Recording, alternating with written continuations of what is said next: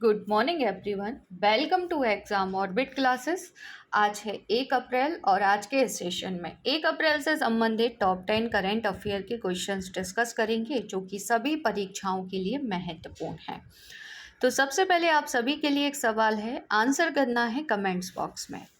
भारतीय मूल के रिचर्ड वर्मा किस देश में विदेश विभाग के सीईओ बने हैं? रूस, जापान, अमेरिका या फिर इजराइल? इस सवाल का आंसर आपको मिलेगा क्लास के लास्ट में और जिनको आंसर पता है वो लिखेंगे कमेंट्स बॉक्स में। तो सेशन को स्टार्ट करते हैं और आज की क्लास का पहला सवाल है कि तुर्की की संसद ने किस देश को नाटो का सदस्य बनने की मंजूरी दे दी है? फ्रेंड्स, ये क्वेश्चन आगामी परीक्षा के लिए महत्वपूर्ण है, तो याद रखेंगे तुर्की की संसद ने फिनलैंड को नाटो का सदस्य बनने की मंजूरी दे दी है। जैसा कि आप सभी जानते हैं कि 2022 में मई 2022 में फिनलैंड और स्वीडन ने नाटो की सदस्यता के लिए आवेदन किया था। तो बाकी सदस्य देश तो फिनलैंड को मंजूरी दे चुके थे, लेकिन तुर्की ने मंजूरी नहीं दी थी। देखिए, नाटो के जो सदस्य देश हैं वो हैं वर्तमान में कितने? 30। तो 30 सदस्य देशों द्वारा मंजूरी दी जाती है जब किसी नए सदस्य देश को नाटो में शामिल किया जाता है। तो 28 सदस्य देश मंजूरी पहले ही दे चुके थे। 29वां था हंगरी ने 27 मार्च को मंजूरी दे दी और अब किसने दे दी? तो बचा तुर्की की संसद ने भी मंजूरी दे दी है।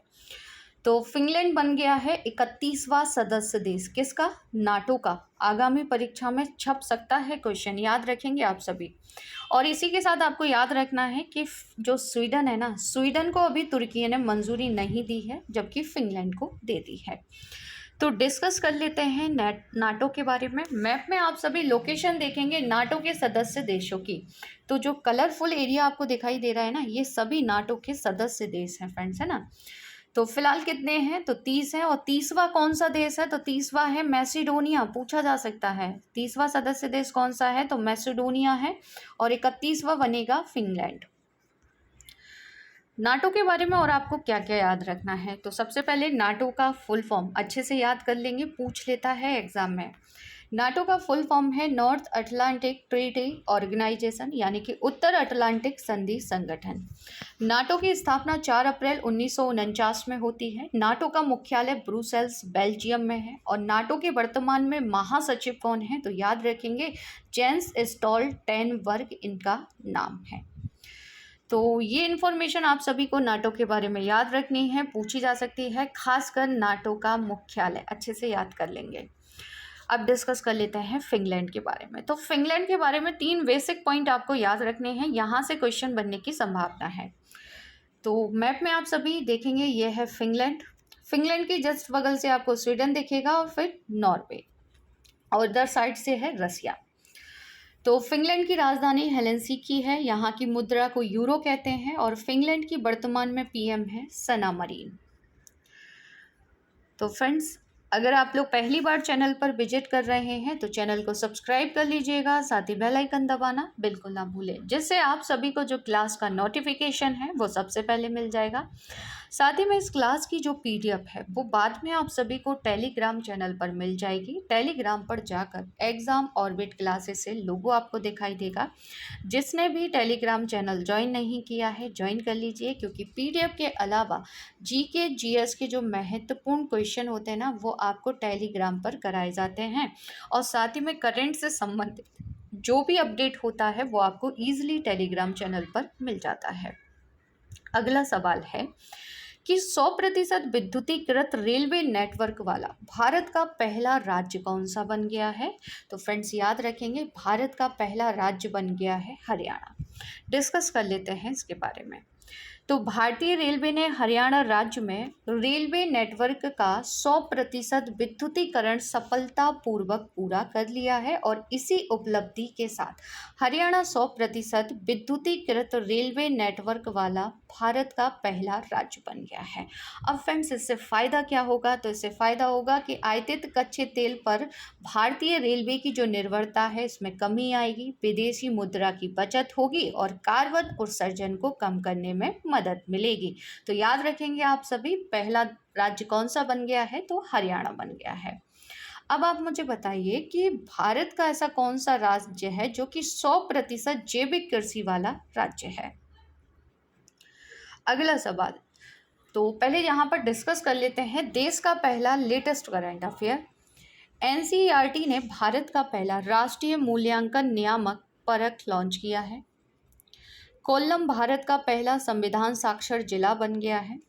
स्टार्टअप फर्म आईजी ड्रोन्स ने भारत का पहला 5G सक्षम ड्रोन विकसित किया है। ऑनलाइन गेमिंग में भारत के पहले उत्कृष्टता केंद्र की जो स्थापना है ये सलांग में की जाएगी। भारत का पहला ग्लास इग्लू रेस्टोरेंट कहाँ पर खुला है, तो फ्रेंड्स याद रखेंगे ये खुला है जम्मू कश्मीर में। सूर्य का अध्ययन करने वाला भारत का पहला मिशन आदित्य L1 जून जुलाई तक लॉन्च किया जाएगा। पहली बार भारत स्टैक जो डेवलपर सम्मेलन है इसकी मेजबानी की गई थी नई दिल्ली के द्वारा। हिमाचल प्रदेश को वर्ष 2025 तक देश का पहला हरित राज्य बनाने का लक्ष्य रखा गया है। जम्मू कश्मीर पूरी तरह से ई गवर्नेंस मोड में शिफ्ट होने वाला पहला भारतीय केंद्र शासित प्रदेश बन गया है। याया तसो झील लद्दाख का पहला जैव विविधता विरासत स्थल घोषित किया गया है। यहाँ से ज्योग्राफी का क्वेश्चन भी बन सकता है कि याया तसो झील किस राज्य या केंद्र शासित प्रदेश में स्थित है। अगला सवाल डिस्कस करेंगे। केंद्र सरकार द्वारा न्यायमूर्ति TS शिवगणनम को 31 मार्च से किस उच्च न्यायालय के कार्यवाहक मुख्य न्यायाधीश के रूप में नियुक्त किया गया है। तो देखिए जो कार्यवाहक मुख्य न्यायाधीश है ये नियुक्ति किस आर्टिकल के तहत की जाती है, आगे चर्चा करेंगे आर्टिकल 126 के बारे में। तो याद रखेंगे ये कार्यवाहक मुख्य न्यायाधीश कहाँ पर बने हैं, तो ये बन गए हैं कलकत्ता उच्च न्यायालय के। तो फ्रेंड्स यह वर्तमान मुख्य न्यायाधीश प्रकाश श्रीवास्तव की सेवानिवृत्ति के बाद कार्यवाहक मुख्य न्यायाधीश के रूप में इन्होंने कार्यभार संभाल लिया है 31 मार्च को। अब डिस्कस कर लेते हैं कि कार्यवाहक मुख्य न्यायाधीश कैसे बनते हैं। तो देखिए भारत में एक कार्यवाहक मुख्य न्यायाधीश के लिए प्रावधान भारत के संविधान के अनुच्छेद 126 में है। ये अनुच्छेद आपको याद रखना है। देखिए कल या परसों की क्लास में हमने एक अनुच्छेद भी डिस्कस किया था, आर्टिकल 102। अब आप मुझे बताइए कि आर्टिकल 102 का संबंध किससे है। तो फ्रेंड्स जो अनुच्छेद 126 है ये क्या कहता है कि भारत के मुख्य न्यायाधीश के अनुपस्थित रहने या अपने कर्तव्यों का पालन करने में असमर्थ होने की स्थिति में एक कार्यवाहक मुख्य न्यायाधीश की नियुक्ति की अनुमति देता है। कौन? आर्टिकल 126। अब नियुक्ति कौन करेगा, तो नियुक्ति करेगा भारत का राष्ट्रपति। किसके परामर्श पर, तो याद रखेंगे मुख्य न्यायाधीश के परामर्श पर, यानी कि CJI के परामर्श पर। जैसा कि अभी इनकी जो नियुक्ति की गई है वो किसने की होगी, तो राष्ट्रपति द्रौपदी मुर्मू ने। किसके परामर्श पर, तो याद रखेंगे CJI कौन है वर्तमान में, जस्टिस चंद्रचूड़। तो ये जानकारी आपको याद रखनी है कार्यवाहक मुख्य न्यायाधीश के बारे में। अब डिस्कस कर लेते हैं उच्च न्यायालय से संबंधित कुछ एक्स्ट्रा फैक्ट, जैसे कि उच्च न्यायालय के क्षेत्राधिकार को घटाने या बढ़ाने का अधिकार किसे है, तो ये संसद को है। उच्च न्यायालय का न्यायाधीश किसके समक्ष अपने पद और गोपनीयता की शपथ लेता है, राज्यपाल। उच्च न्यायालय का न्यायाधीश अपना त्याग पत्र किसको देता है, राष्ट्रपति को। भारत का सबसे बड़ा उच्च न्यायालय कौन सा है, इलाहाबाद उच्च न्यायालय। भारत में कुल कितने हैं, तो वर्तमान में है 25 उच्च न्यायालय। अगला सवाल डिस्कस करेंगे। श्रीनगर लेह राजमार्ग पर गगनगिर और किसको जोड़ने वाली महत्वपूर्ण जेड मोड सुरंग का उद्घाटन अप्रैल 2023 में किया जाएगा। तो फ्रेंड्स गगनगिर से ये जोड़ेगी किसे, सोनमर्ग को। तो डिस्कस कर लेते हैं इसके बारे में। सड़क परिवहन और राजमार्ग मंत्री जैसा कि आप सभी जानते हैं वर्तमान में कौन है, नितिन गडकरी। इनके अनुसार श्रीनगर लेह राजमार्ग पर गगनगिर और सोनमर्ग को जोड़ने वाली महत्वपूर्ण जेड मोड सुरंग का उद्घाटन अप्रैल 2023 में किया जाएगा। साथ ही में इन्होंने कहा है कि जम्मू और कश्मीर के बीच 9 सुरंगें बनाई जा रही हैं और जोजिला में, याद रखेंगे ये पॉइंट बहुत महत्वपूर्ण है, कि जोजिला में एशिया की सबसे लंबी सुरंग भी 2024 तक बनकर तैयार हो जाएगी। तो सबसे पहले जानेंगे जेड मोड सुरंग के बारे में, फिर डिस्कस करेंगे जोजिला पास के बारे में। तो देखिए इसे जोशीमठ सुरंग के नाम से भी जाना जाता है। किसे? जैटमोट सुरंग को, जो भारत के जम्मू कश्मीर केंद्र शासित प्रदेश में स्थित एक निर्माणाधीन सुरंग है। यह श्रीनगर लेह राजमार्ग पर गगनगीर और सोनमर्ग के बीच, याद रखेंगे, 6.5 किलोमीटर लंबी सुरंग है। 6.5 किलोमीटर ये लंबी सुरंग है। सुरंग का जो निर्माण है ये 11,578 फीट की ऊंचाई पर किया जा रहा है और यह कश्मीर घाटी को सभी मौसम में कनेक्टिविटी प्रदान करेगी। यह सुरंग श्रीनगर और लेह के बीच यात्रा के समय को लगभग 4 घंटे कम कर देगी। अब डिस्कस कर लेते हैं जोजिला पास के बारे में। तो जोजिला पास के बारे में कुछ 3-4 पॉइंट हैं जो आपको याद रखने हैं। यह राष्ट्रीय राजमार्ग फर्स्ट पर स्थित जम्मू कश्मीर में एक उच्च पहाड़ी दर्रा है। यह श्रीनगर को लेह से जोड़ता है, आप सभी जानते होंगे। इसकी जो ऊंचाई है लगभग 3,528 मीटर है और फोटोला के बाद, यानी फोटोला दर्रा के बाद श्रीनगर लेह राष्ट्रीय राजमार्ग का दूसरा सबसे ऊंचा ये दर्रा है। फ्रेंड्स, इस दर्रे को याद रखेंगे, आईसी स्टॉर्म पास के नाम से भी जाना जाता है। ये क्वेश्चन बन सकता है एग्जाम में कि किस दर्रे को आईसी स्टॉर्म पास के नाम से जाना जाता है, तो जोजिला को।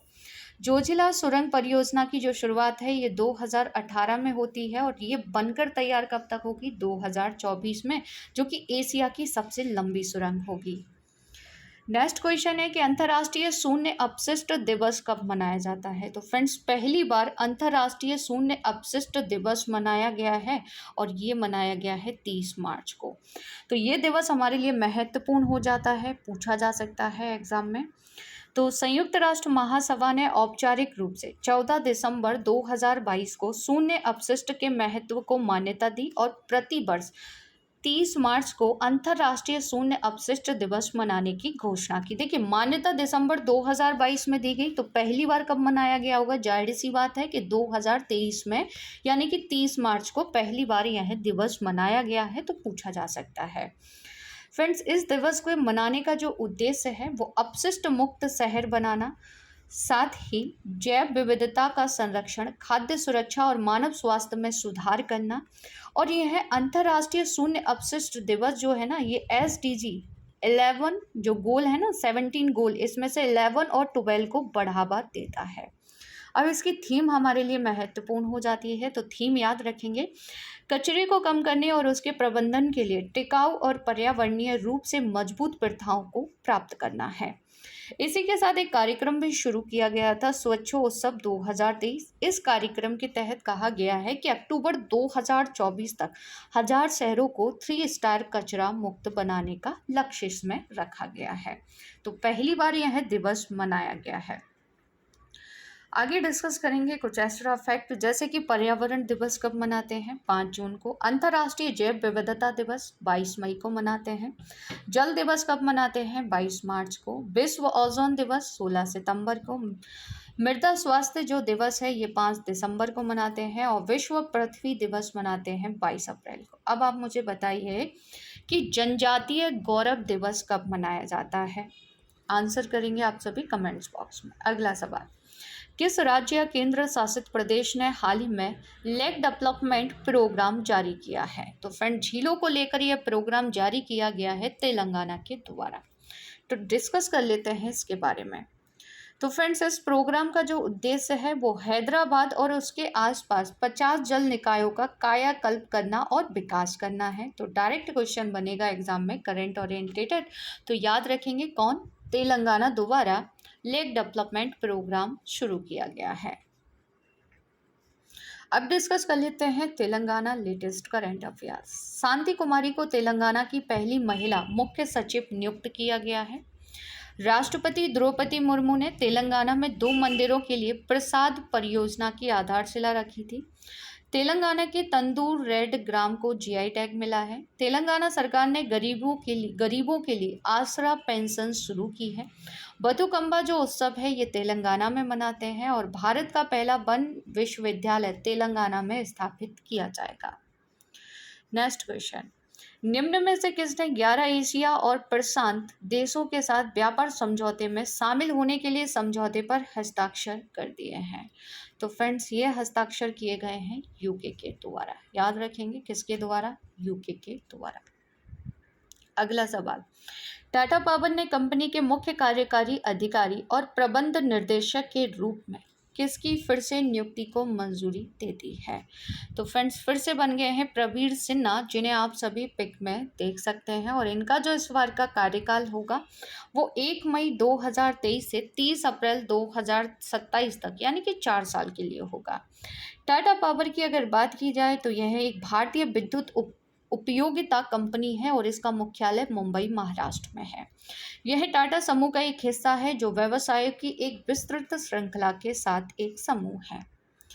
नेक्स्ट क्वेश्चन है कि खबरों में रहा H1B वीजा का संबंध किस देश से है? तो फ्रेंड्स, ये क्वेश्चन पूछा जा सकता है क्योंकि ये जो वीजा है फिर से सुर्खियों में आ गया है, और ये वीजा संबंधित है किससे? अमेरिका से। तो डिस्कस कर लेते हैं कि आखिर न्यूज़ क्या है।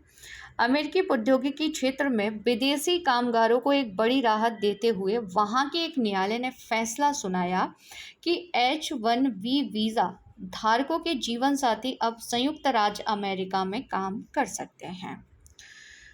तो बात कर लेते हैं H1B वीज़ा के बारे में। तो H1B वीज़ा एक गैर आप्रवासी वीज़ा है जो अमेरिकी कंपनियों द्वारा विदेशी कर्मचारियों को विशेष व्यवसाय में नियोजित करने की अनुमति देता है। यह कुशल विदेशी कर्मचारियों को संयुक्त राज्य अमेरिका आने और अमेरिकी कंपनियों के लिए काम करने की अनुमति देने के लिए डिज़ाइन किया गया है। नेक्स्ट क्वेश्चन है कि विश्व बैंक के पद पर निर्विरोध किसे चुना गया है? तो फ्रेंड्स, याद रखेंगे, अजय बंगा बन गए हैं कहाँ के? विश्व बैंक के प्रमुख। डिस्कस कर लेते हैं वर्ल्ड बैंक के बारे में। तो वर्ल्ड बैंक की स्थापना होती है 1944 में। सदस्य देशों की संख्या 189 है। हेडक्वार्टर आता है वाशिंगटन डीसी में, अमेरिका की राजधानी में।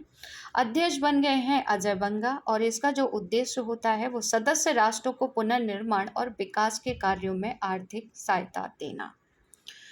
तो क्लास की शुरुआत में जो क्वेश्चन मैंने आपसे पूछा था कि भारतीय मूल के रिचर्ड वर्मा किस देश में विदेश विभाग के सीईओ बने हैं? तो फ्रेंड्स, इसका सही आंसर है ऑप्शन सी, अमेरिका।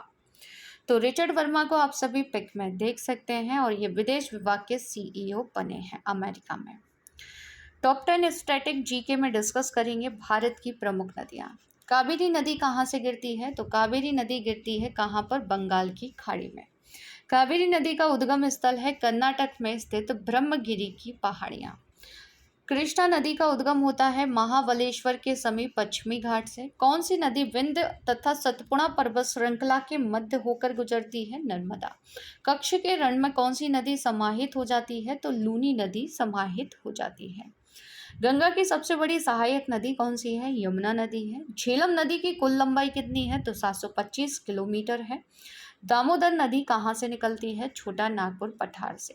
पंचगंगा तथा दूध गंगा किसकी सहायक नदियां हैं? कृष्णा की। भारत में सबसे ऊंची ज्वारीय ज्वार भित्ति वाली नदी कौन सी है? तो हुगली नदी है।